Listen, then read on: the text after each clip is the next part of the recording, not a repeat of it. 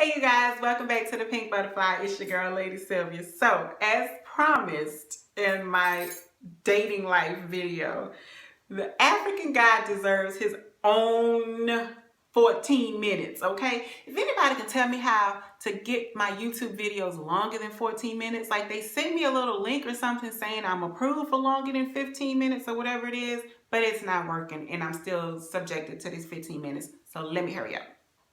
So, like I said, the lady who's been braiding my daughter and I's hair for years and years and years asked me, she's like, hey, so-and-so, he's seen you in the shop all the time. The guy who sell purses, he's also African. They're from Nigeria, which I don't have no problem with.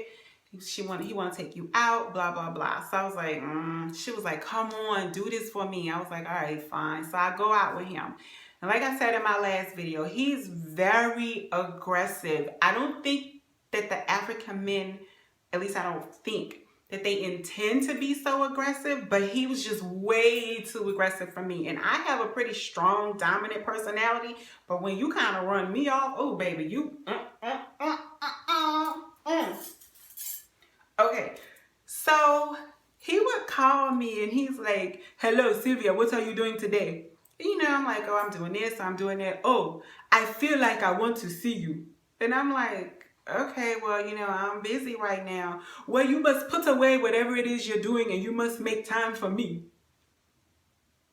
Say what now? This man told me one time, I was like, oh, I'm at my son's football game. Oh, you should invite me to his game. Are you crazy? And if sure was hell not bringing you to my son's football game.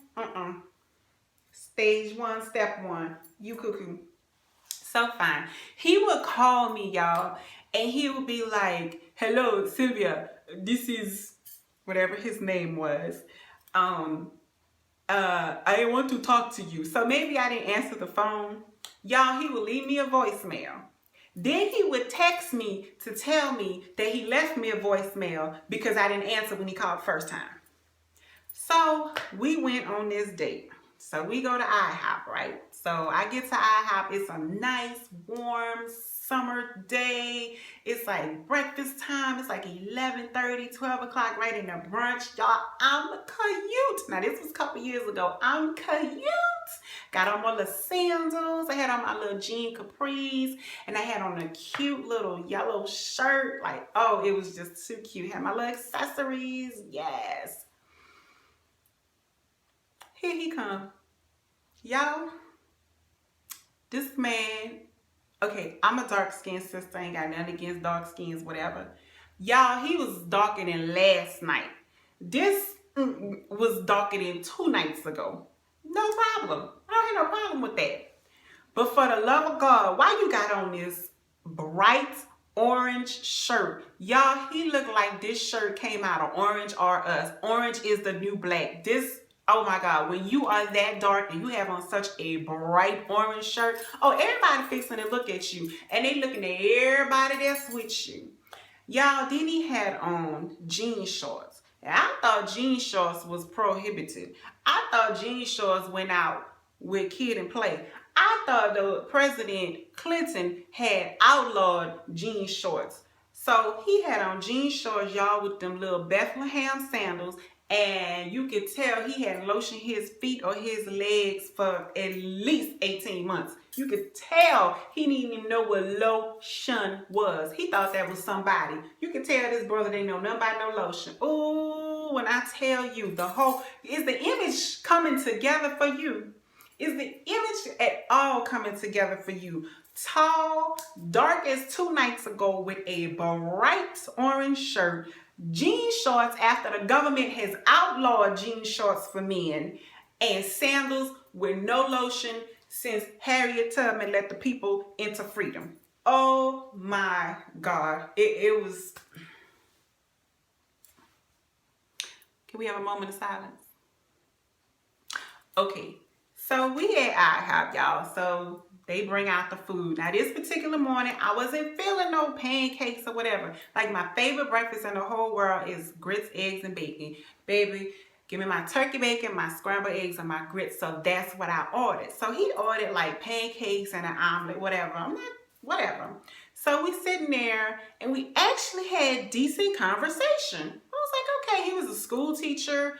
You know, he used to be a professor, very well educated, very well spoken, but very much so still within his culture. And it's like, you know, yeah, it was just team too much on the culture thing for me. So he eating his food, stuff flying out his mouth while he eats. So at this point, I'm like, I don't even want my food.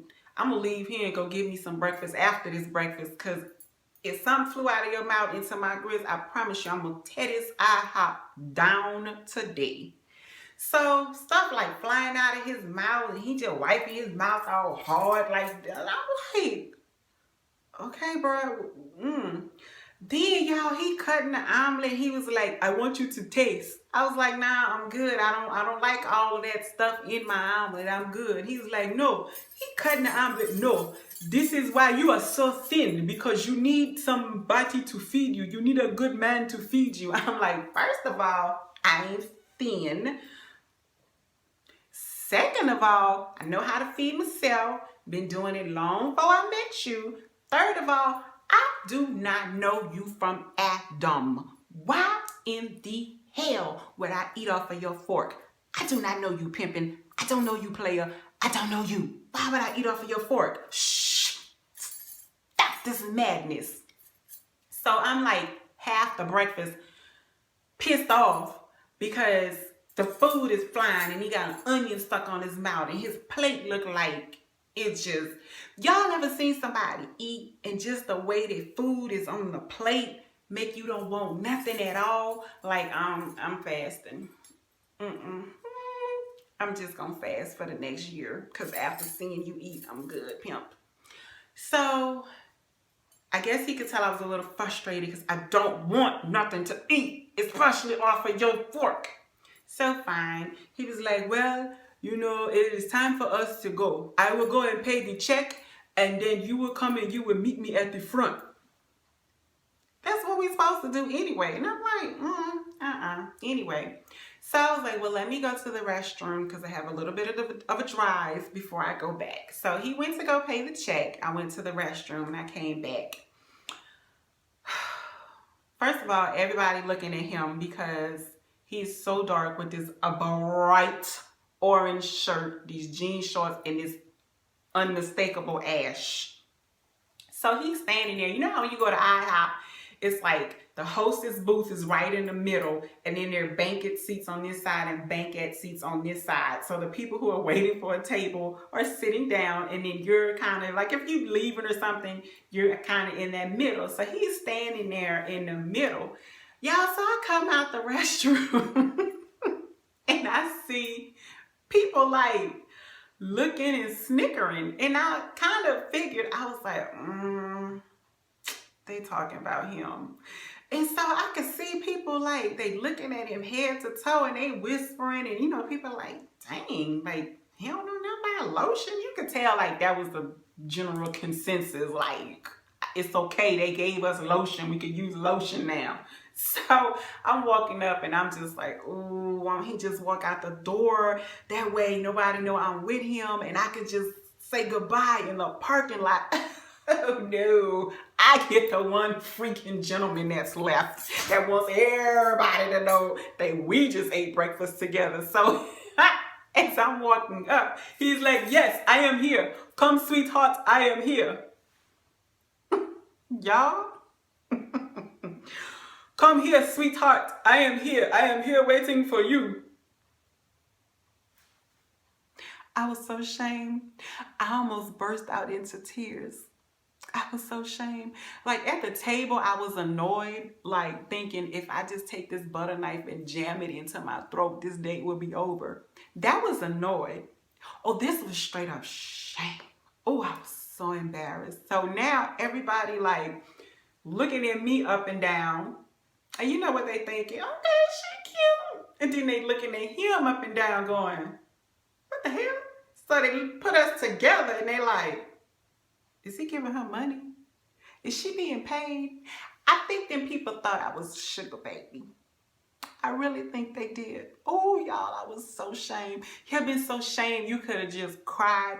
I think I would have been less embarrassed if I would have fell on the floor and just fell out. I was so shamed. And he's standing there, feet shoulder width apart, hips, hands on his hips. Yes, come here, sweetheart. I am here waiting for you. Come here. Oh, I'm so ashamed. So now I'm like, I can't be mean to him because he's not doing anything wrong. But Lord Jesus, I'm embarrassed because now everybody's sitting there looking like, oh, this is an interesting looking couple. I look further down the seating row. Guess who I'm passing up? So he's trying to hold my hand. I'm like, I'm digging through my purse. I'm like, okay, well, you have a good day. Yo, guess who else was waiting to be seated? According to their t-shirts that they had on, girl, it was about 20 or 25 single, black, sexy men from some type of church ministry. They had came to eat breakfast together. I know they were single because it said something about black single men, something another church, something another, I don't know. So the man walks out, my African king, he walks out and he holding the door for me. Come, sweetheart, I am holding the door. And I'm like, I see you holding the door. Y'all, I promise you, every last one of those men looked at him up and down, and then they looked at me up and down and was like, I think in their mind, they were like, sure, sugar baby. Sure, sugar baby. Y'all, never on my cutest day, on my most single day, hell, even on my most trifling day, have I ever run across 25 single Christian men eating breakfast together ever.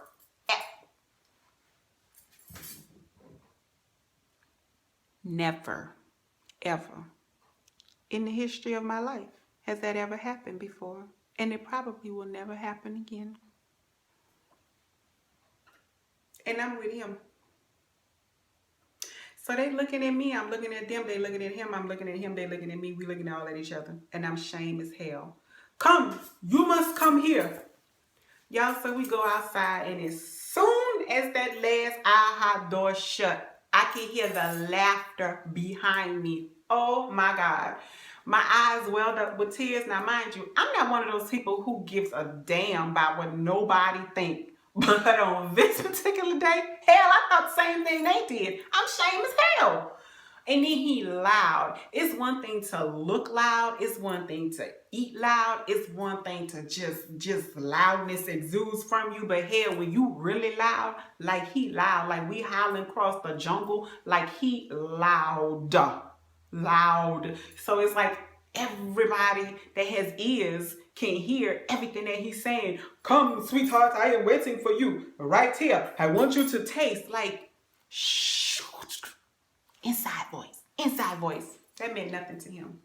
Y'all, we get outside and he going in for that hug and I'm going in for that good Christian handshake. Cause no, y'all, this man called me every day, 2-3 times a day. After that, I told him by the second or third day, I was like, I don't mean no harm. I think you're an awesome person, but I don't think we're good together. So I'm just not really interested. And I told him that I had a girlfriend that I think will be much better suited for him. That is something I would never, ever normally never do. I wouldn't take no man you went on a date with, and I ain't trying to give you no man I went on a date with. But I just had to get this fool to stop calling me. And this particular girlfriend that I have, she married her African man before. She loved African men. So he was like, you're just going to give me away like that? You're not even going to give yourself a chance? You're going to give me away? Yeah, pretty much. Y'all, I gave her his number. I gave her his, they exchanged numbers. She called me a day later and said, "You crazy as hell. This is crazy."